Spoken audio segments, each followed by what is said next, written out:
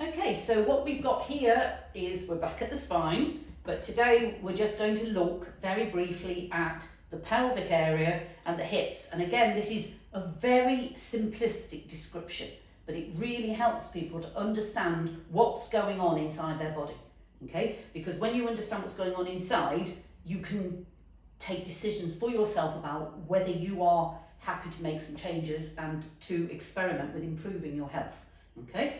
So here is your pelvis, and your pelvis here with this bone at the front, you can feel all this yourself. So don't think of yourself as a whole body covered in lycra. Actually think about what's going on inside. So if we actually, on my body, I'm now going to show you, this is the top of a pelvis, in this situation a male pelvis, female pelvis is slightly more squared off. On me, my pelvis top is here, and different people have different lengths. I have a short upper body, so my pelvis comes to here, the bottom of my ribs is here, and we've got that gap in the middle. But my hip, which is here, which is then the leg going down, here's my pelvis, here's my hip, here's my pelvis, here is my hip.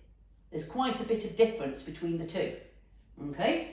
And when you have your hip pain, you might describe it to me as hip pain up here or hip pain here or whatever. So I might say to you, tell me exactly where hurts, because I want to be clear where we're talking about. Because what one person calls their back, somebody else might call their hip, and what somebody might call their shoulder, somebody else might call their mid-back. It's quite surprising, the range.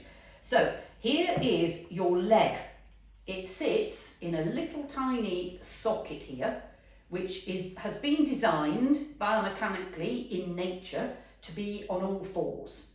So there is a plate here, effectively more of a cup here than at the front here, where if you can see that, there is basically no cup at all. It's not that simple because you have a labrum round here, which is hard cartilage, which keeps the hip joint in place. But basically the whole joint is designed to have the force this way for you to be on all fours. It's not designed for you to be walking on two legs. And this doesn't hold in here by magic.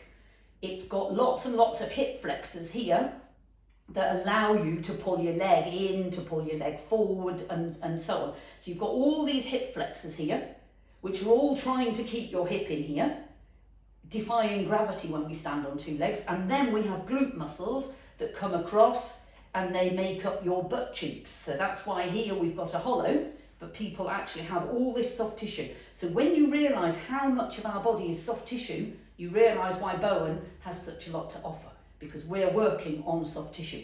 But also imagine here, if you're standing on one leg, you are taking all the weight of your back and your upper body, your arms and this other leg on this joint. When you simply think you're standing on one leg and putting the other leg out to the side.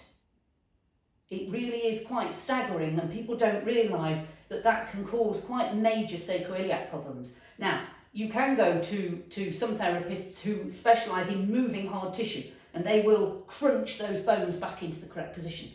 What we do instead is we work on the soft tissue, and we work on the areas of soft tissue that are holding tight, so that they release and the bones go back into place on their own. Were we not to be able to achieve that, and sometimes we can't, then we would refer you on.